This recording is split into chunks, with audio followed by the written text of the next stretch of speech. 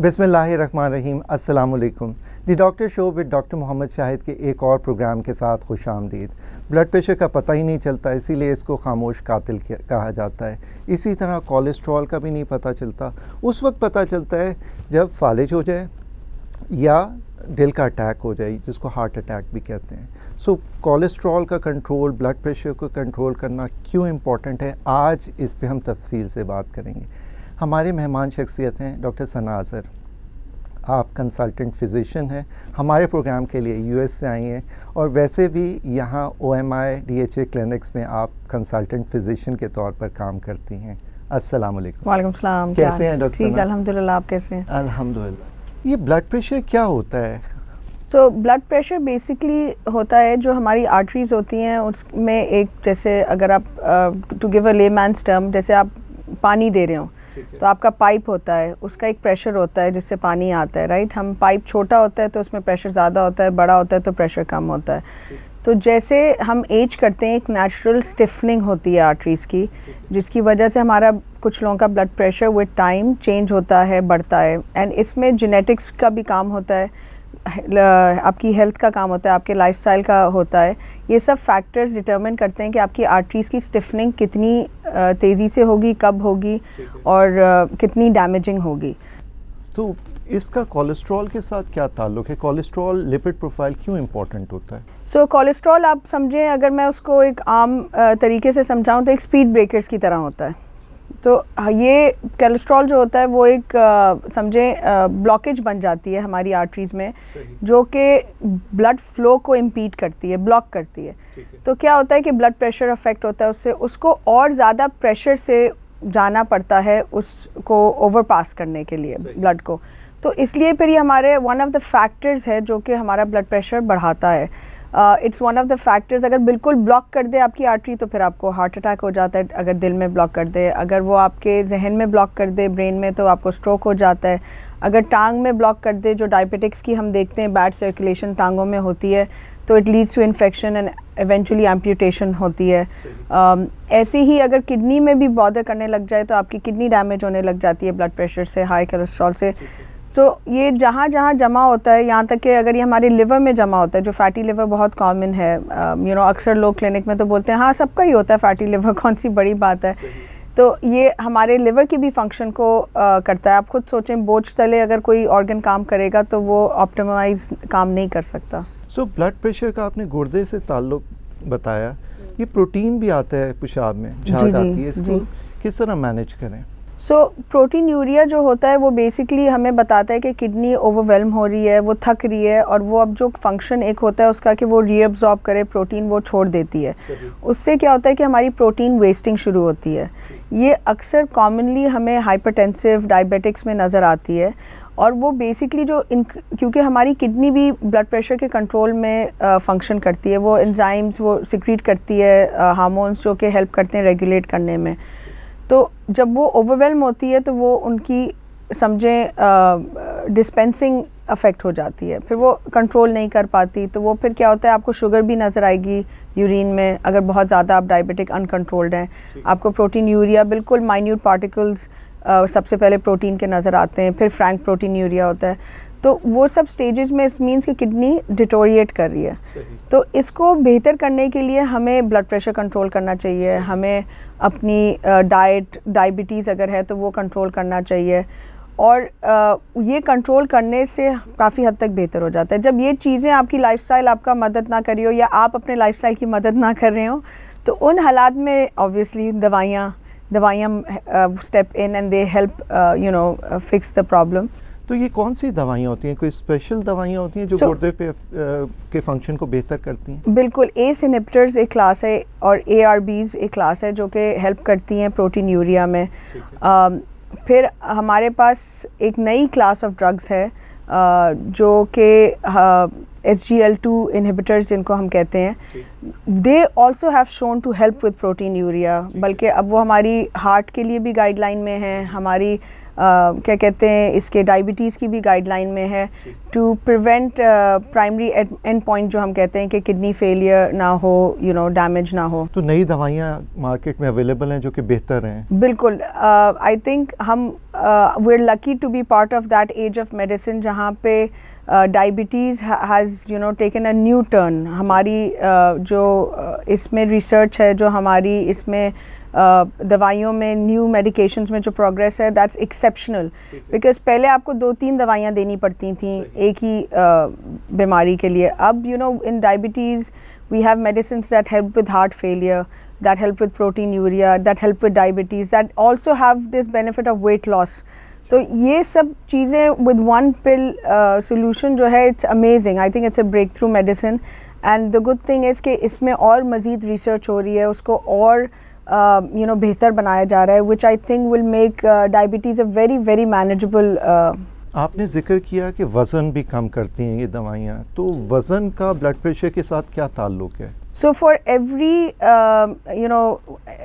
time we lose weight, we decrease our blood pressure. यानी वज़न कम करने से जी ब्लड प्रेशर कम होता है। स्पेशली हमारा वज़न जो एब्डोमेन पे होता है, आपका जो वेस्ट सर्कमफ्रेंस होता है, उससे हम कहते हैं कि ब्लड प्रेशर पे बहुत अफेक्ट होता है। सो जब हम लाइफस्टाइल मॉडिफिकेशन किसी को इनिशियली कहते हैं, स्पेशली जो जेनेटिकली प्रीडिस्पोज्ड होते हैं, तो उनमें लाइफस्टाइल मॉडिफिकेशन एक्चुअली जब वो वज़न कम करते हैं, it has a dramatic effect. I have had patients जहाँ पे हमने ड्रामेटिकली, अगर उन्हें 10 kg वेट लूज़ किया है, तो at times they have actually become pre hypertensive, and they don't need to be on medicine any more, specially अगर उनके कोई कोमॉर्बिड्स नहीं है, कोई रीज़न नहीं है कि उनको हम टाइटर कंट्रोल करें। लेकिन ये सब डॉक्टर के मशवरे से करना चाहिए। जी बिल्कुल बिल्कुल, ऐसे खुद ही दवाई नहीं, there is a lot of calculation जो इसमें जाती है। रिस्क फैक्टर्स हमें असेस करने पड़ते हैं, आपके लाइफस्टाइल को हमें देखना पड़ता है कि is it meeting the standard.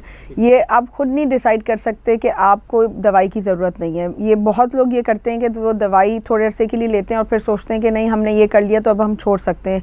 एक फैक्टर नहीं इसमें होता, ये मल्टी फैक्टोरियल चीज़ होती है। सही।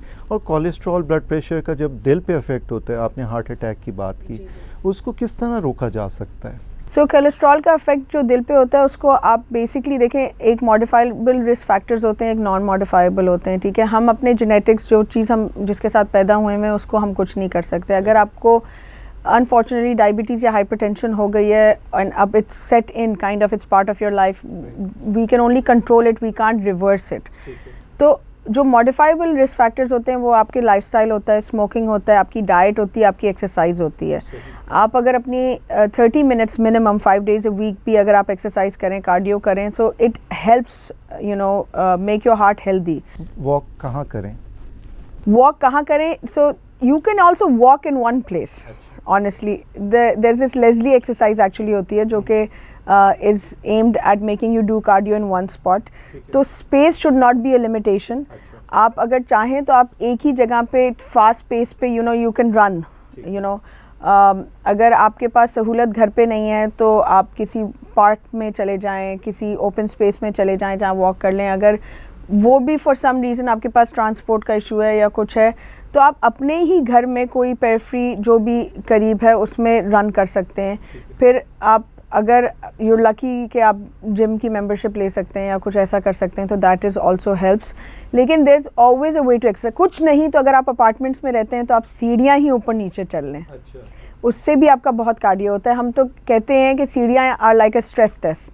सो इफ़ समबडी टेल्स मी कि वो 3 flights ऑफ स्टेयर्स चलते हैं without getting short of breath, I tell them आपका स्ट्रेस टेस्ट क्लियर है। अच्छा जी। इसके साथ खाने पीने का क्या ताल्लुक है?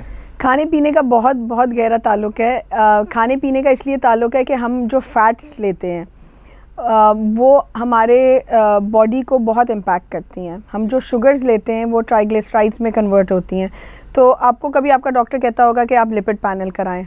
लिपिड पैनल में मल्टीपल फैट्स हम चेक करते हैं, जिसमें LDL होता है, HDL होता है, ट्राइग्लिसराइड्स होती है। इनको मुख्तसरन बताएं कि LDL क्या होता है? सो LDL is the bad cop, bad cholesterol है, ठीक है। HDL is the good cop, ठीक है। अब गुड कॉप जितना होगा उतना बेहतर होगा, वो बैड कॉप अगर बढ़ा हुआ भी होगा तो उसको कंट्रोल करेगा, इसीलिए हम रेशियो देखते हैं। तो आपका जो बैड कॉप है वो बढ़ता है आपकी बैड फैट से, ठीक है। बैड फैट्स होते हैं जो हाइड्रोजनेटेड ऑयल्स होते हैं हमारे, प्रोसेस्ड फैट्स होती हैं। प्रोसेस्ड फैट्स आप समझें जो भी चीज़ आपको उसकी असली फॉर्म में नहीं मिलती, ब्लेंडेड होती है, वो सब जिसमें हम अक्सर जिन तेलों में हम अक्सर तलते हैं वो सब जो होते हैं वो हाइड्रोजनेटेड होते हैं। वो हाइड्रोजनेटेड इसलिए होते हैं कि हम जब तलना होता है तो हमें एक स्मोक पॉइंट चाहिए होता है ऑयल का जिसमें वो ख़राब नहीं हो, तो उसको प्रोसेस करना पड़ता है ताकि वो तेज़ टेम्परेचर बर्दाश्त करे। लेकिन जब वो अपने अंदर लेकर जाते हैं तो उसकी जो नरिशनुमा होती है वो ख़त्म हो चुकी है उस तेल की, तो वो फिर हमें डैमेज करता है, हमें हमारी आर्टरीज़ को जाके इरिटेट करता है सिंपल टर्म्स में। जब वो इरिटेट करता है तो फिर हम उसमें आर्टरी में डैमेज होता है, उसमें कोलेस्ट्रॉल जो होता है वो जमा होता है, वो ब्लॉकेज करता है और ये सब प्रोसेस शुरू हो जाता है। गुड कोलेस्ट्रॉल जो HDL है वो आपको मिलता है आपके नॉन प्रोसेस्ड ऑयल से। तो मैं अक्सर पेशेंट्स को कहती हूँ कि आप ऑलिव ऑयल 1 चम्मच कच्चा भी खा लें तो गुड फैट है। ऐसे ही आपके फ़िश ऑयल्स हैं। फिर आपके you will be very surprise के desi ghee is still making it into the good oil. उसकी वजह मैं बताती हूँ। बहुत से लोग मेरे से ये पूछते हैं कि देसी घी है तो सैचुरेटेड फैट क्यों? देसी घी डीनेचर नहीं होता जब आप उसके अंदर अंडा फ्राई करते हैं, तो जो उसके बेनिफिट्स होते हैं, जो हमें फ़ैट्स चाहिए होते हैं, प्रोसेस फ़ैट हमें चाहिए बॉडी के लिए, तो जो हमें फ़ैट चाहिए होती है वो हमें सही मिलती है। इसके मुकाबले पे अगर आप जैसे पाम ऑयल खाएं तो वो डीनेचर हो जाता है, उसमें कुछ फ़ायदा नहीं रहता। तो उसमें जब कोई फ़ायदा नहीं रहता, इवन तो वो सैचुरेटेड फैट नहीं है लेकिन उसमें ट्रांस फैट बहुत होती है, लेकिन वो आपको कोई बेनिफिट नहीं दे रहा, आपको वो नशनुमा नहीं दे रहा जो आपको चाहिए गुड फैट की। अब देसी घी लाएं कहाँ से? देसी घी लाएं कहाँ से? अब आई थिंक हमें वापस गाय अपने घर में रखनी पड़ेगी या मोहल्लों में रखनी पड़ेगी। ये दूध के ऊपर जो मलाई जी होती है उससे बनता है, लेकिन वो भी आपको देखना पड़ता है कि वो दूध की सोर्स क्या है, हार्मोन फेड है, ग्रास फेड है, ये तो बहुत कॉम्प्लिकेटेड वो चीज़ है। लेकिन हाँ, इन बेसिक टर्म्स अगर आपका ट्रस्टेड दूध वाला है तो आप उससे दूध लें, उसकी मलाई निकालें, उसको चूल्हे पे रखें और उससे घी निकालें। तो ये फ़ायदेमंद जी, एक्चुअली अभी भी वो कहते हैं कि उसमें तलना इज़ बेटर बिकॉज वो डीनेचर नहीं होता। बहुत से ऑयल्स जो होते हैं वो एक्चुअली तेज़ आंच पे ख़राब हो जाते हैं, तो हम उसमें हर तेल में आप तल नहीं सकते। ट्राइग्लिसराइड्स की बात की आपने जी, ये इसके बारे में बताएं थोड़ा। तो ट्राइग्लिसराइड्स जो होते हैं हमारी बॉडी बनाती भी है शुगर से। तो अगर आप जैसे कोक पिएं या आप रूह अफ़ज़ा पिएं या आप क्या कहते हैं शुगरी ड्रिंक्स लें, या आप क्या कहते हैं ये बहुत से जो पैकेज फूड होता है उसमें ट्राइग्लिसराइड्स होते हैं, तो ये सब खानों से, शुगर से हमारी बॉडी जब एक्सेस शुगर लेते हैं तो ट्राइग्लिसराइड्स बनाती है। इसीलिए बहुत सी दफ़ा मैं मरीज़ों को कहती हूँ कि अगर आपके ट्राइग्लिसराइड्स आए हैं तो आप डायबिटिक होने वाले हैं, क्योंकि ट्राइग्लिसराइड्स इज़ अ साइन कि आपकी डाइट ख़राब है। तो कहीं ना कहीं ये आपके पैनक्रिया को एग्जॉस्ट करेंगे, क्योंकि देखें पैनक्रिया भी निकालता है डाइजेस्टिव एंजाइम्स, उसको भी डाइजेस्ट करना पड़ता है, आपके लिवर पे भी बनता है ये सब बोझ। तो triglycerides are basically bad fats, they are processed fats, processed sugars जो कि आपकी बॉडी को कोई बेनिफिट नहीं देता। और नुकसानात क्या क्या है? नुकसान ये है कि ये ट्राइग्लिसराइड्स जो हैं आपकी जाके आर्टरीज़ को इरिटेट करते हैं, आपके लिवर को इरिटेट करते हैं, आपकी पैनक्रियास को भी, I feel there is a strong association because digest करना पड़ता है उनको, and then eventually they lead to diseases, multiple diseases आपकी होगी, आपकी क्या कहते हैं, and then eventually arteries irritate होंगी और बाकी तो हार्ट अटैक, स्ट्रोक की आपने बात की, तो ये फालिज किस तरह होता है? फालिज की इकसाम क्या होती है? फालिज बहुत किस्म का होता है। फालिज होता है जहाँ पे ब्लॉकेज की वजह से होता है। एक फालिज होता है जिसको हम कहते हैं transient ischaemic attack. It's kind of beginning of a stroke कह लें, स्ट्रोक का बेबी वर्जन, कि आपको बताया जा रहा है कि अब आप गड़बड़ की तरफ जा रहे हैं। सही। ठीक है, उसमें ये होता है कि वो जो क्लॉट होता है इतना सा एक बॉल सा, वो गुजरता है, थोड़ी देर के लिए ब्लॉक करता है लेकिन निकल जाता है, आपकी बॉडी उसको पुश आउट कर देती है और वो कहीं गुम जाता है। लेकिन वो पहला कई दफ़ा वो होता है पॉइंट जहाँ पे हमें पता चलता है कि जी TIA हुआ, और हम इसीलिए उसमें एडमिट भी करते हैं पेशेंट को, क्योंकि हम कहते हैं कि अब स्ट्रोक का चांस बढ़ गया। इसके सिम्टम्स काइंड ऑफ ये होते हैं कि आपको ट्रांजिएंट अपने फेशियल पैरालिसिस हो सकते हैं या लिम्ब वीकनेस हो सकती है थोड़ी देर के लिए, लेकिन आप वापस एकदम नॉर्मल हो जाता है। तो बहुत से लोग बोलेंगे कि पता नहीं थोड़ी देर के लिए मुझे कुछ लग रहा था, मेरे हाथ में जान नहीं थी। सही। ये एक वार्निंग साइन होता है, ठीक है, कि आप ठीक हो जाएं, ठीक हो जाएं, आप गड़बड़ नहीं करें। फिर जो स्ट्रोक होता है वो, उसमें एक तो होता है कि ब्लड सप्लाई ब्लॉक हो गई, धन्ना डल गया बेसिकली जहन में। तो वो तो बिल्कुल ब्लॉक हो गया, उसने ब्लड सप्लाई रोक दी तो आपका डैमेज हो जाता है।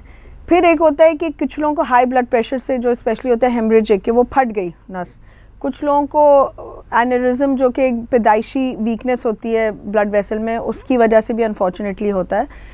लेकिन क्या कहते हैं, मेजर रीजंस जो स्ट्रोक की होती हैं वो यही होता है कि कोलेस्ट्रॉल एम्बोलाई, जो हम जो कहते हैं कि कोलेस्ट्रॉल की गोली सिंपल टर्म्स में कहीं जाके फंस जाए और वो ब्लड सर्कुलेशन को कॉम्प्रोमाइज़ कर दे और फिर आपकी ब्रेन को डैमेज कर दे। डॉक्टर सना, क्या दिल के अमराज का भी फालिज के साथ ताल्लुक़ है?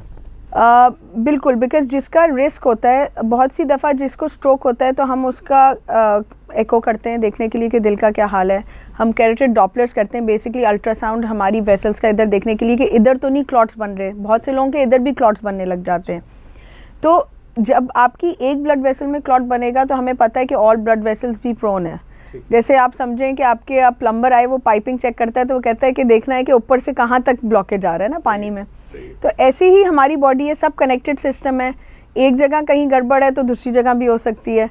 तो उसमें डेफिनेटली हार्ट का रिस्क बहुत होता है। बहुत से डायबिटिक जो अनडायग्नोज होते हैं वो कई दफ़ा अनकंट्रोल ब्लड प्रेशर या डायग्नोज डायबिटीज़ में वो सबसे पहले फालिज के साथ ही आते हैं ओल्डर एज में, और फिर पता चलता है जी डायबिटीज़ थी या कोलेस्ट्रॉल बहुत अरसे से हाई था लेकिन कभी सोचा नहीं कि कुछ करेगा। तो ये चीज़ें डेफिनेटली इम्पॉर्टेंट होती हैं, क्योंकि बहुत से लोग जो जेनेटिकली हार्ट हेल्दी होते हैं, बहुत से लोगों को मैंने देखा है कि वो सब गलत काम कर रहे होते हैं लेकिन उनका दिल साथ दे रहा होता है और वो इसी में बहुत प्राउड होते हैं। इसकी क्या वजह है? इसकी दो वजूहत हैं। इसका एक, जो मैंने हमारी पॉपुलेशन में इतना ज़्यादा नहीं देखा, लेकिन मैं जब वेस्ट में ब्लड वर्क देखती हूँ तो कॉकेशियन पॉपुलेशन में HDLs बहुत हाई होते हैं, 90 होता है। पाकिस्तान में बहुत कम मैंने 90 देखा है। हाँ, उनका 90 होता है। तो इसीलिए वो predispose to heart disease बहुत कम होते हैं। आप उनके लाइफस्टाइल में ऑब्वियसली वो क्योंकि पोर्क भी खाते हैं, बियर भी पियेंगे, अल्कोहल भी लेंगे, लेकिन उनका गुड कोलेस्ट्रॉल, क्योंकि उनके यहाँ बचपन से वॉक पे बहुत एम्फेसिस होता है, फिज़िकल एक्टिविटी बहुत नेचुरल होती है उनकी लाइफस्टाइल में, तो वो HDL बहुत हाई रखते हैं, तो उनका जो LDL होता है ना वो बिहेव करता रहता है। हमारी South Asian population is prone to heart disease, and I think there is a strong factor in that कि हमारा हार्ट कार्डियो ट्रेन नहीं होता, हमारा HDL हाई नहीं होता। हमारे यहाँ नेचुरल मतलब जब हाई नहीं होता तो क्या होता है कि हमारा tendency to form cholesterol emboli कह लें या ब्लॉकेजेस ज़्यादा हाई होती है। फिर स्ट्रेस लेवल, हमारा उनकी लाइफ बहुत प्रिडिक्टेबल है, मोनोटोनस है, पट्टी पे चल रहे हैं वो लोग, हमारी तो घर से निकलते ही पता ही नहीं है कि क्या होगा। तो I think the stress level is very high. तो उसके लिए there is ways, you know, I think हम अगर उसमें अपनी लाइफ में कुछ ऐसी चीज़ें इनकॉर्पोरेट करें जिससे हम अपना स्ट्रेस लेवल को एटलीस्ट बेस लाइन पे थोड़ा सा बेहतर कर सकें, जैसे कि आप मेडिटेशन करें, आप माइंडफुलनेस की एक्सरसाइजेस करें, तो आप उसको स्ट्रेस लेवल को डेफिनेटली बेहतर कर सकते हैं। या आप हंसें। लाफ्टर जो है वो एक वाकई में एक मेडिसिन है। इट प्रोड्यूसेस नेचुरल ऐसी चीज़ें आपकी बॉडी में जो कि ऑक्सीडेटिव स्ट्रेस को नेगेट करती हैं, जो ऐसे ब्लॉकेजेस को दूर करती हैं। तो ये हंसें किस तरह? गम इतने हैं कि हर रोज़ कोई ना कोई मसला हो रहा होता है सोसाइटी में, cost wise. I would say कि इसमें हमारे टेलीविज़न का काफ़ी, I mean we are going kind of off medicine, but I think I feel personally कि आजकल ड्रामे भी जो बन रहे हैं वो स्ट्रेस के बारे में, घरेलू मसाइल के बारे में हैं, ज़्यादा लड़ाई झगड़े के बारे में। There used to be humour, light humour in a very serious drama even पहले, जैसे अनकही था, right? I think there was a very serious theme, but there was a big part of humor in it. I think हम वो humor जो है ना वो निकाल रहे हैं अपने टेलीविज़न से। हम ज़्यादा फोकस्ड हैं on making the heart rate go up. Audience का हार्ट रेट बढ़ेगा तो वो शायद ज़्यादा फंस जाए ड्रामे में। तो I think we really need to find avenues जहाँ पे आप रिलैक्स कर सकें। आप दूसरी चीज़, आई थिंक सोशल सेटअप्स जो हैं वो कम्युनिटी बेस्ड जो पहले थे कि मोहल्लेदारी थी, मिलके बैठते थे, शाम को बात करते थे, हंसते खेलते थे, वो चीज़ें हमें दोबारा इनकॉर्पोरेट अपनी लाइफस्टाइल में करनी पड़ेंगी, because that's the only way you can fight stress. सही। डॉक्टर सना, आपने हार्ट रेट की बात की, तो दिल की रफ्तार जब रिदम ख़राब हो जाए, जिसको एट्रियल फिब्रिलेशन कहते हैं, इसका स्ट्रोक के साथ और हार्ट अटैक के साथ क्या ताल्लुक? इसका बहुत स्ट्रॉन्ग है, क्योंकि एफिब में ये होता है कि आपकी जब रिदम अपसेट होती है हार्ट की, तो अगर कहीं भी उसको कोलेस्ट्रॉल एम्बोलाई मिलेगा तो वो ठक करके जहन को भेजेगा और स्ट्रोक होगा। इसीलिए कार्डियक मॉनिटरिंग भी हम करते हैं स्ट्रोक में। तो AFib जो है with high cholesterol is a very very bad combination. इसीलिए उसमें हम रिदम कंट्रोल करते हैं। हमारा गोल होता है कि हम रिदम कंट्रोल करें और ब्लड थिनर दें ताकि कोई वो ना फॉर्म हो, क्लॉट ना फॉर्म हो।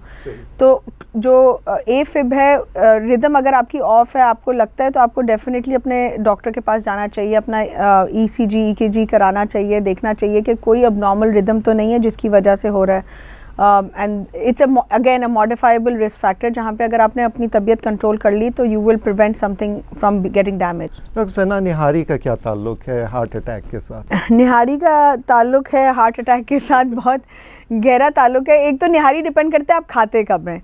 यू नो, आई फील कि लाइफ की हर चीज़ एंजॉय की जा सकती है अगर हम उसको सही तरह खाएं और सही टाइम पे खाएं और उसको सही पोर्शन में खाएं। ठीक है। Nihari is derive from being a morning मील।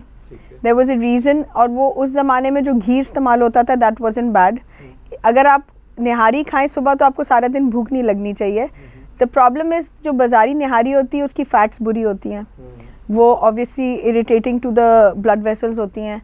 तो उससे ऑब्वियसली जाके आप जब बीफ खाएंगे मेड इन बैड ऑयल तो आप सवाए इरिटेट करने के अपने जिस्म को कुछ नहीं कर रहे। फिर आप उसके साथ नान खाते हैं जो कि कार्ब रिच है, जो आपकी ब्लड शुगर लेवल को हाई करता है।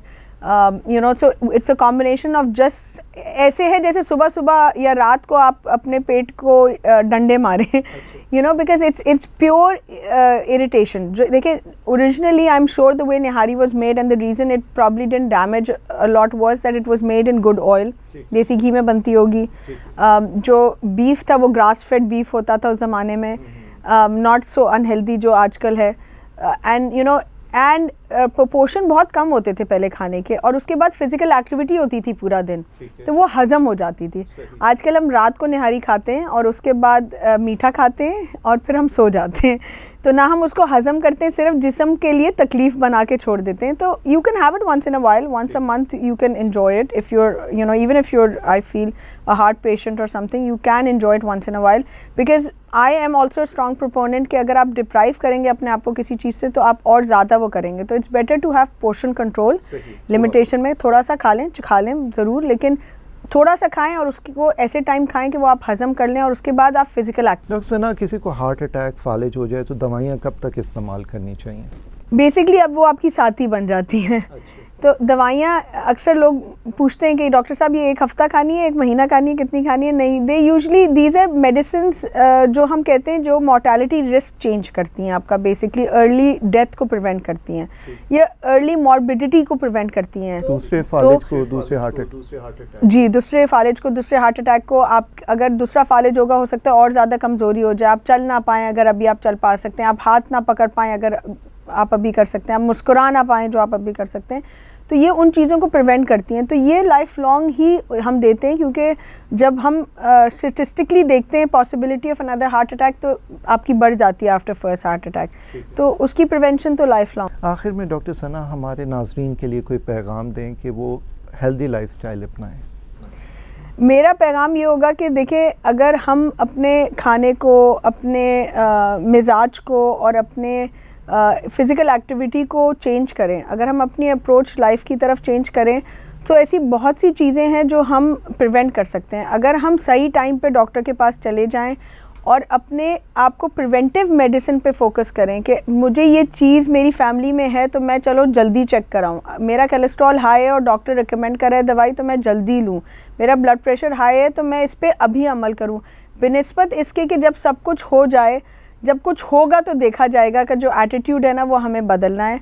हमें पहले चीज़ करनी है ताकि बाद में उसका नुकसान ना हो। डॉक्टर सना अज़हर, बहुत बहुत शुक्रिया आपका इस प्रोग्राम में। वेलकम। हम, मुझे भी बहुत अच्छा लगा आके, शुक्रिया। नाजरीन, जैसे डॉक्टर सना अज़हर ने कहा कि अपना बहुत ख्याल रखें, अपना ब्लड प्रेशर, कोलेस्ट्रॉल को चेक करते रहें, शुगर का अपना चार्ट बनाते रहें, HbA1c 3 महीने की एवरेज को देखते रहें कि आपको शुगर, ब्लड प्रेशर, कोलेस्ट्रॉल ना हो, बजाय ये कि एक बार हो जाए और फिर उस पर तवज्जो दी जाए। ऐसा करें कि वो हो ही ना। नेक्स्ट प्रोग्राम तक के लिए अल्लाह हाफिज़।